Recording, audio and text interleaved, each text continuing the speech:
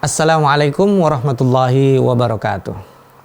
Bismillahirrahmanirrahim. Alhamdulillahilladzi amaddana bi anwa'in ni'am wa faddalana ala sa'iri khalqihi bi ta'limil bayan. Fallahumma salli wa sallim wa barik ala nabiyyina Muhammadin sallallahu alaihi wasallam wa ba'd. Para pecinta Al-Qur'an, pemirsa TV-mu yang berbahagia, alhamdulillah berjumpa kembali dalam serial Tafsir Al-Azhar membersamai Buya Hamka dalam karya monumentalnya dalam menadabburi ayat-ayat Al-Quran, dan kita juga bertafakkur menerima pesan-pesan Allah di dalam Al-Quran. Insya Allah di dalam serial kali ini insya Allah kita akan membahas, menadabburi dan membaca dua ayat dari surat Al-Baqarah ayat 238 dan 239. Mohon izin saya bacakan dulu dua ayat ini. A'udzu billahi minasy syaithanir rajim. Hafizu 'alas salawati was salatil wusta wa qumu lillahi qanitin. Fa in khiftum farijalan aw rukbana فَإِذَا أَمِنْتُمْ فَاذْكُرُوا اللَّهَ كَمَا عَلَّمَكُمْ مَا لَمْ تَكُونُوا تَعْلَمُونَ. Peliharalah olehmu dengan sungguh-sungguh salat-salat itu dan salat yang paling tengah, dan berdirilah kamu karena Allah dengan khusyuk. Tetapi jika kamu dalam ketakutan, maka kerjakan dengan berjalan atau berkendaraan. Akan tetapi apabila telah aman, kamu maka sebutlah nama Allah sebagaimana yang telah Dia ajarkan kepadamu, perkara yang dahulunya kamu tidak tahu. Para pemirsa pecinta Al-Quran yang berbahagia, Buya Hamka dalam menjelaskan makna yang terdapat dalam tafsir surat Al-Baqarah yang baru saja kita baca ini, membuka dengan tulisan seorang pujangga Amerika yang menerangkan seorang pujangga Prancis yang terkenal pada masanya, yaitu Voltaire. Voltaire mengungkapkan awal-awal kita melihat susunan Al-Quran itu berulang-ulang dan kacau. Nah, tapi kemudian ketika kita renungkan dan baca secara pelan dan berkali-kali, susunannya sangat dahsyat. Ini diungkapkan oleh Voltaire, disitir dan dikutip oleh Buya Hamka. Apa kata Buya Hamka? Saya bacakan ya. Bagaimana sebabnya dia terkesan demikian? Karena dilihatnya Al-Quran itu sepintas selalu tidak teratur, sedang asyik-asyiknya bicara tentang iddah, tentang talak, pengasuhan anak, masa tunggu pernikahan. Tiba-tiba membicarakan tentang sholat. Nah, ini menarik ya. Nah, ini kata Buya Hamka adalah hal-hal yang dibicarakan sebelumnya dari pernikahan sedikit, lalu kemudian membahas tentang potensi keretakan yang ada di rumah tangga, itu akan terkendali dengan baik ketika dengan takwa. Dan takwa itu terbina pertama ketika seseorang memiliki hubungan spiritual yang sangat kuat dengan Allah Subhanahu wa Ta'ala. Maka dilihat ketakwaan itu ketika dikunci di ayat-ayat sebelumnya, Allah Maha Mengetahui, Maha Pengampun, Maha Penyayang, lalu kemudian dimulai dengan salat lagi. Hafidhu, jagalah. Ini maknanya adalah bahwa salat itu sebagai pengendali. Seseorang berhubungan baik dengan Allah bisa dilihat dimulai dengan tata salatnya. Bagaimana seorang muslim, kata Buya Hamka, dapat merasakan sifat-sifat Allah kalau dia tidak memelihara hubungan jiwanya yang baik dengan Allah?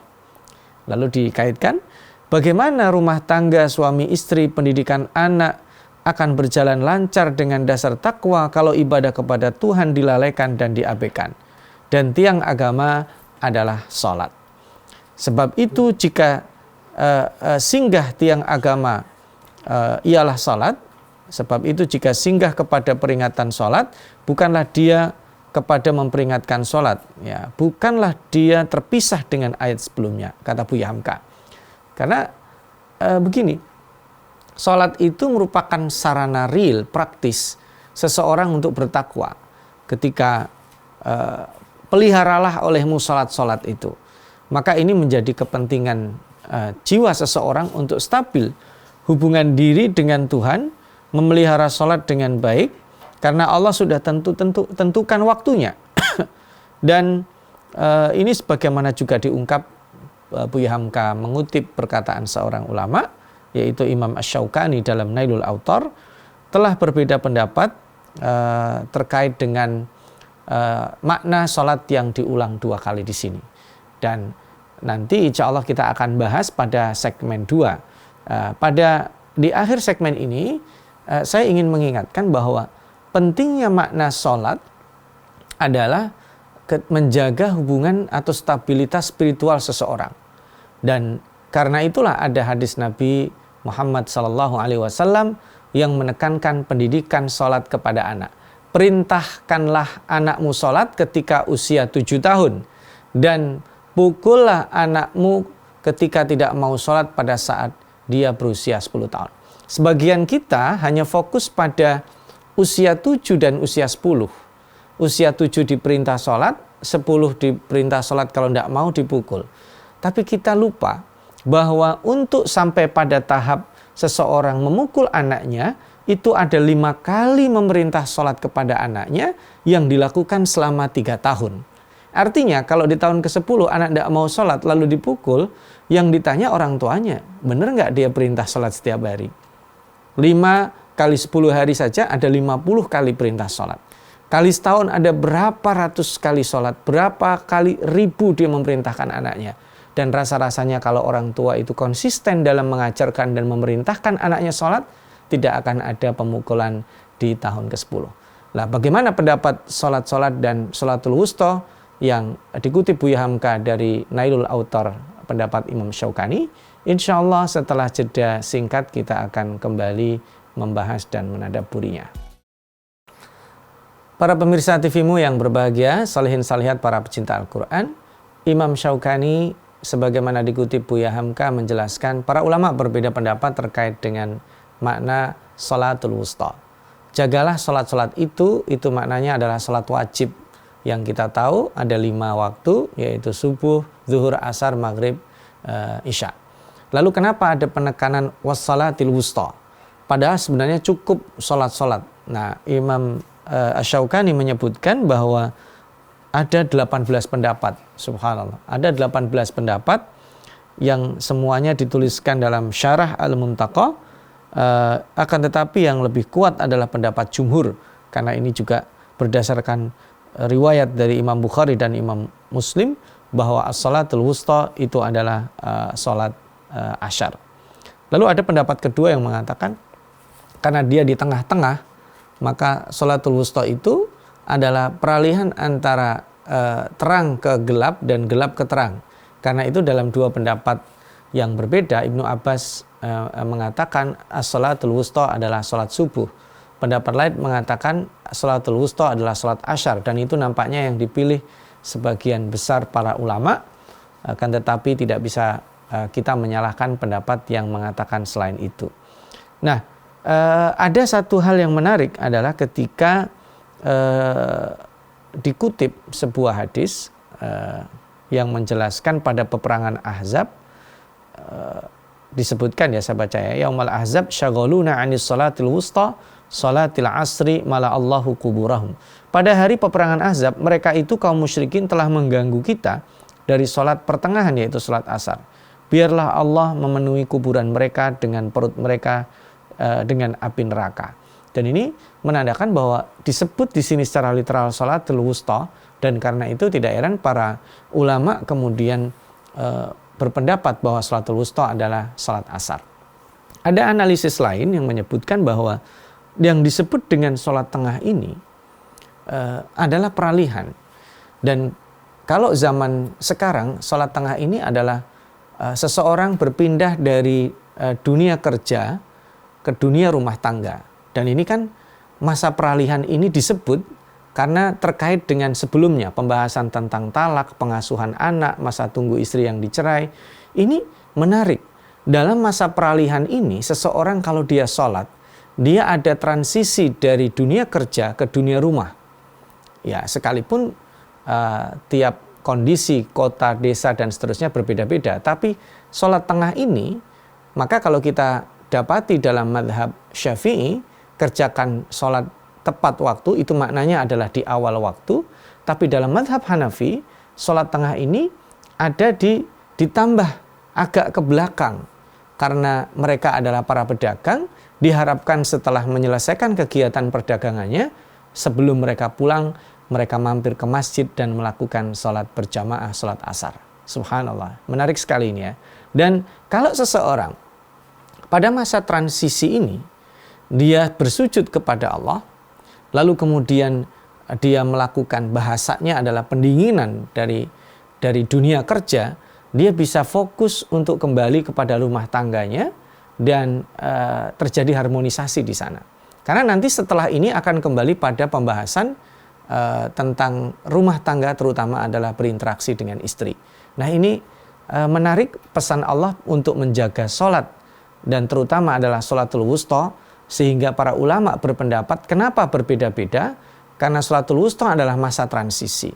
Bagi orang yang berpendapat sholatul wusta adalah sholat subuh, juga demikian.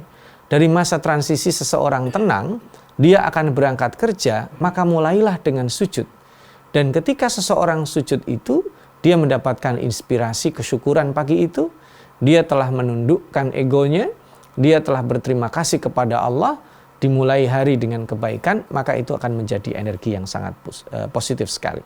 Nah, karena itu juga ini menjadi bukti iman, kata Buya Hamka, dan beliau juga mengungkap sebuah hadis yang diriwayatkan oleh Abu Dawud, At-Tirmidzi, Ibnu Majah dari sahabat Jabir bin Abdullah. Rasulullah Shallallahu Alaihi Wasallam bersabda, bainar rajuli wa bainal kufri tarkus salah. Jadi ada komitmen yang mengikat antara seorang yang beriman dan orang yang tidak beriman, yaitu adalah tegasnya seseorang apabila dia mengakui Islam, ya dia harus sholat.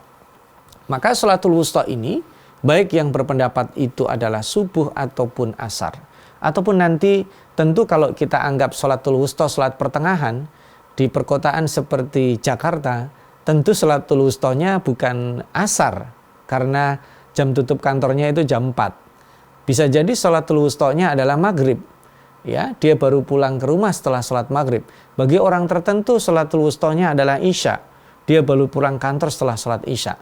Jadi intinya adalah bahwa ini masa transisi seseorang dari dunia luar ke dunia rumah, atau sebaliknya masa transisi seseorang dari di dalam rumahnya atau ketika dia beristirahat menuju dunia kerjanya. Lalu terkait dengan hadis lain, Imam Ahmad dan Imam At-Tabrani di sini juga mengungkapkan kenapa seseorang perlu menjaga sholat. Man hafadha 'alaiha kanat lahu nuran wa burhanan wa najatan yaumal qiyamah. Karena seseorang akan mendapatkan cahaya, ya, akan mendapatkan burhan, dia mudah menjejak bukti-bukti dan juga menjaga keselamatan di hari kiamat. Lalu apa yang akan dilakukan seseorang ketika dia kesulitan sholat dalam kondisi-kondisi tertentu? Ayat berikutnya nanti kita bisa tadabburi pada segmen berikutnya setelah kita jeda singkat yang berikut. Para pemirsa TVmu, di ayat kedua menarik ya, setelah ditekankan di ayat yang pertama, di ayat kedua ini disebutkan, namun jika kamu dalam ketakutan, maka kerjakan dengan berjalan atau berkendaraan. Subhanallah. Makna dalam ketakutan ini banyak ya. Karena itu nanti ada ketakutan yang disebabkan karena bencana alam, ketakutan yang disebabkan karena peperangan, atau ketakutan yang disebabkan oleh hal-hal lain. Kalau Buya Hamka menyebutkan begini, saya bacakan ya. Dalam ketakutan entah dikejar banjir, entah dikejar singa, atau ketakutan yang lain, boleh dikerjakan apa adanya sambil berjalan. Maksudnya berjalan di sini berjalan kaki, sambil berkendaraan, baik kuda, mobil, kereta api, kapal laut, atau udara. Datang waktunya segera kerjakan. Kerjakan menurut kemungkinan yang ada pada waktu itu. Maka subhanallah, artinya sholat ini menjadi sesuatu yang tidak bisa digantikan. Seseorang yang mukim wajib sholat, yang musafir wajib sholat. Hanya saja ada keringanan di situ. Seseorang yang aman wajib sholat, seseorang yang ketakutan seperti ini, farijalan au rukbana, sehingga dia tetap mengerjakan sholat. Ini beliau menuliskan pengalamannya sholat di dalam kereta api. Tentu fasilitasnya tidak seperti hari ini. Beliau mengatakan sholat boleh sambil duduk, boleh sambil berdiri, boleh menghadap kiblat atau tidak sesuai dengan kondisi yang memungkinkan. Artinya hari ini kita di sela-sela kesibukan kita tidak ada kata lain kecuali kita mengerjakan sholat sesuai dengan waktu. Bahkan di kapal terbang pun diwajibkan sholat. Beliau menyebutkan penulis selalu sholat tepat pada waktunya sambil duduk dengan tentram.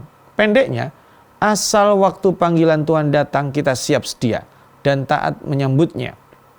Ya, karena ini menjadi komitmen yang sangat pokok, dan pernyataan berikutnya, namun apabila telah aman kamu, baik aman sampai di rumah, ini kan tadi dalam perjalanan ya, atau sampai di hotel tempat menginap, maka sebutlah nama Allah sebagaimana telah Dia ajarkan kepada kamu. Kau udah sampai rumah, sholat sebagaimana biasa, penuhi rukun-rukun dan syaratnya. Kalau aman sudah keluar ya, kita menjadi seperti halnya orang mukim.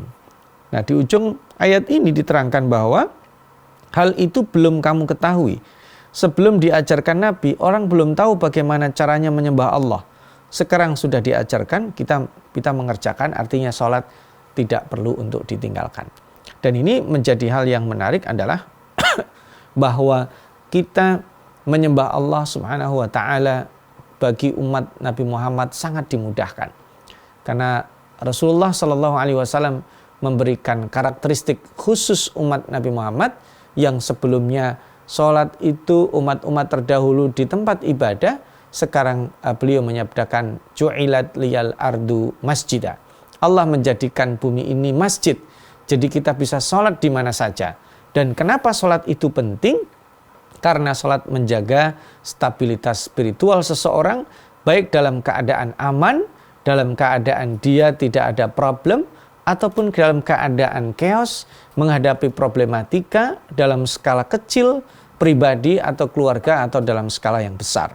Sebab itu, sebagian besar ulama berpendapat kalau ada orang sengaja meninggalkan sholat, ya, maka dia harus menggantinya, ya, dan dia berdosa dengan itu. Nah, tidak ada yang dikodok sebab dia wajib dikerjakan bila waktunya ada ya dia. Saya bacakan apa yang dikatakan Buya Hamka ya, bahwa sholat yang disengaja meninggalkannya tidaklah ada waktunya buat mengkodok bagi sebagian ulama, karena tidak akan ada dikodok sebab dia wajib dikerjakan bila waktunya menurut kemampuan saat itu. Sehingga jelas sekali dalam ayat ini, ayat yang kita tafsirkan, diizinkan sholat sambil berjalan. Jadi sebenarnya kita tidak ada alasan untuk tidak sholat. Apapun kondisi kita, sholatlah. Dengan alasan macet Ustadz, tetap sholatlah. Dengan alasan sakit, tetap sholatlah. Dengan alasan musafir, tetap sholatlah. Dengan alasan bencana alam, tetap sholatlah. Sehingga kita hargai perbedaan ulama dalam menentukan waktu sholatul wusta, termasuk seperti yang tadi dikatakan Buya Hamka, terkait dengan mengqadha sholat, pendapat yang mengatakan tidak ada.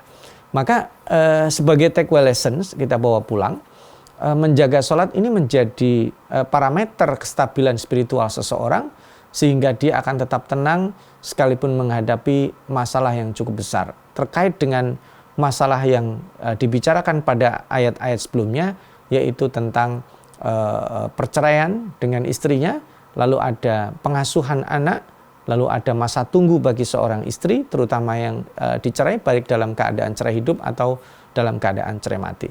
Dan nanti setelah ini akan ada pembicaraan kembali terkait dengan istri-istri yang ditinggalkan oleh suami yang meninggal dunia.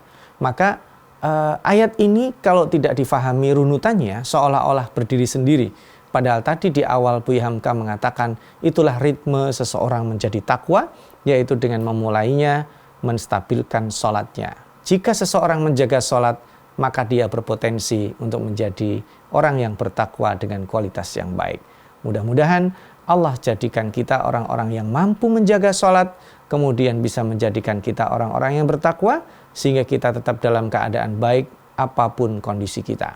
Dengan atau tanpa problematika, kecil atau besar masalahnya, jika kita punya hubungan baik dengan Allah, insya Allah akan baik-baik saja. Mudah-mudahan bermanfaat. Nasrun minallah wa fathun qarib wa basyiril mu'minin. Wassalamualaikum warahmatullahi wabarakatuh.